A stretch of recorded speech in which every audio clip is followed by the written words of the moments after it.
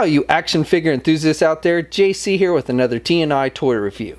And today's review is in association with MarvelousNews.com, your #1 news source for everything Marvel. And for today's review, I'm going to be taking a look at the brand new Marvel Studios The First 10 Years Marvel Legends 6-inch Ronan figure from Hasbro. Now this figure is based on a character from the first Guardians of the Galaxy movie and is part of a new subline celebrating 10 years of Marvel movies. The figure comes packaged in the same style we've been seeing with all these Marvel Studio figures, with the black box with the red highlights. Up at the top you've got the Marvel Studios logo and the Legend Series logo. Then you have the figure clearly displayed in the window box. Down below you've got the name of the character, the Guardians of the Galaxy symbol, and the Guardians of the Galaxy movie logo.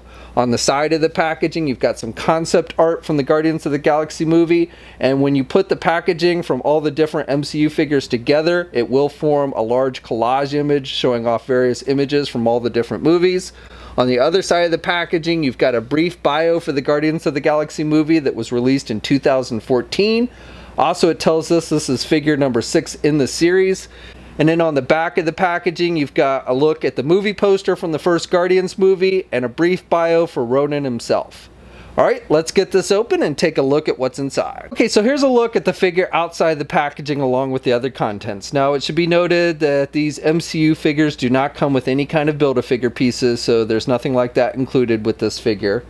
He does, however, come with his signature weapon, and this is done with a metallic silver, and I like the sculpting detail on it here on the handle, and then up here on the mallet you've got all this line work, and you've got it on the back as well, on both sides, and the top, and the front, and everything. So overall I think it's pretty movie accurate. And then you've got the Infinity Stone, the purple one here on the side, which is just painted. I think it would have looked better if they had done, you know, translucent plastic there, but as it is they just painted it, and it doesn't look bad or anything. Again, I just think it would look a little better if they actually used some translucent plastic with that.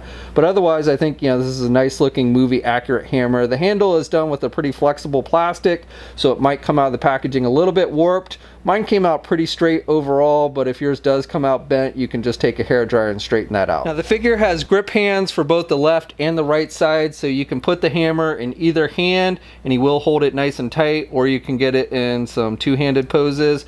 You just want to kind of slide it in between his fingers. Make sure you get it up towards the thicker part of the handle, but again, he will hold the hammer in either hand nice and tight. Okay, so for the figure itself, I think Hasbro's actually done a really nice job with the detailing on this one. They seem to have captured the armor that Ronan's wearing in Guardians of the Galaxy really nicely with this figure. So first of all, you've got the shoulder pads and this headpiece, and that's all one piece, which is glued to the top of the head here, so it's not removable or anything, but these shoulder pads are, you know, a separate piece from the actual arms. So, you know, it looks good on the figure. I think the hood piece fits nicely on the head sculpt there. However, when you do turn the head, then the shoulders don't actually move with the arms, so that can look a little funny, but otherwise, you know, I think it looks pretty good. He's got the blue skin tone because he's a Kree, and then you've got this darker gray color on the top of his forehead which matches the rest of the headpiece nicely, and then he's got the black markings on his face, and I like how they've done his eyes and everything. And his face sculpt overall seems to be pretty movie accurate from what I remember, so I like that. And then he's got the blue skin tone on his neck with the black marking that goes down the middle there. That looks pretty good. And then I like how they've done the armor. So you've got this stripe that kind of goes down the middle here, which is done with a lighter metallic silver. And I like the squares that they've sculpted in there. And then you've got the darker gray on the sides here on the chest. I think that all looks good. And you've got the armor pieces that go down the arms. And the chainmail, you've got the lighter color on the chainmail and the gloves here. And then he's got the fingerless gloves, so you can make out the blue skin there with his fingers. So I think that all looks good, and he's got the red markings here on the front. And this piece, this bottom piece, is done with a vinyl type material, so it's flexible. And then you even have some nice sculpting detail on the legs, you know, underneath this. So this checkered pattern here, which looks pretty good, and then on the boots as well, which kind of matches that. So overall, again, looks pretty movie accurate. On the back of the figure, you've got this cape piece which attaches to the figure underneath the hood here, so it's not part of the actual hood, but it is attached to the figure. And again, this is done with a vinyl type material, and I like this line work that's sculpted, and you've got that on both sides. And then underneath you've got the armor again with the lighter silver down the middle, the red markings, and then the darker gray color with the nice sculpting so it looks like actual armor.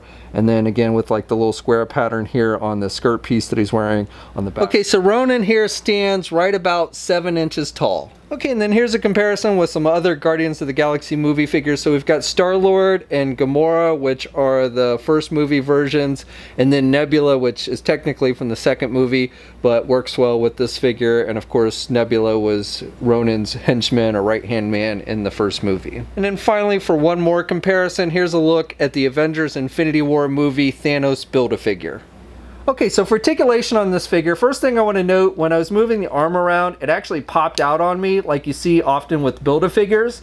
So it kind of makes me wonder if this figure wasn't originally intended to be a Build-A-Figure. I don't know, but that's what crossed my mind when this happened. If the arm does pop out on you, you can just pop it back in, no problem, not a big deal. But like I said, I wonder if this figure wasn't originally intended to be a Build-A-Figure. Now as far as the head goes, you can turn the head no problem. Even with those shoulder pads, just note that when you turn the head, the shoulder pads are going to move with the head, not the body, so that can look a little funny. He does have a waist swivel, so you can turn the entire upper body and the movement looks more natural that way. You don't really get any down movement with the head on this one, nor do you get any back movement or head pivot with this one. So basically you just get the left and right movement on the head.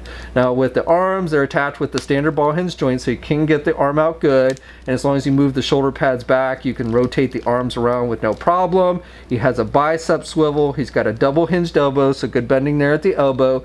He's got rotation with the hands. Now with the hinges on the hands, with this one, the left hand, you've got the hinges on the top and the bottom here, so you get that kind of sword play movement with that one. And then with the right hand, the hinges are in the normal place, so you just get the normal up and down movement there. He's got an ab crunch joint, so he can crunch down about that much, and then he can crunch back about that much.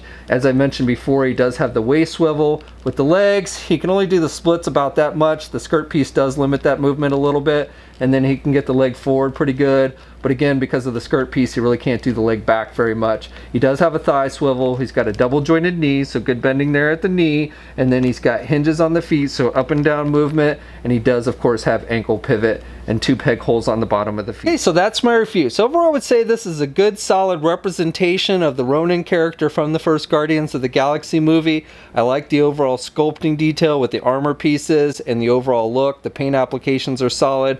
Articulation isn't too bad, and you know, the accessory seems to be pretty movie accurate overall. So again, if you're a fan of the Ronan character, I think this is one you'll definitely want to add to your collection. Now this figure is being offered as an exclusive, so you can get it at Big Bad Toy Store or GameStop. Both places do have it in stock. We'll have a full image gallery up at marvelousnews.com. There'll be a link in the video description below. As always, leave a comment, let me know what you think. If you're so inclined, please like the video, and if you haven't already, please subscribe to the channel by hitting that button down below. You should also hit that bell notification so you're notified every time I upload a new video. And of course, you can also follow me on my Facebook, Twitter, Instagram, and Twitch accounts. I have links to all those in the video description as well. And until next time, guys, I'll catch you later.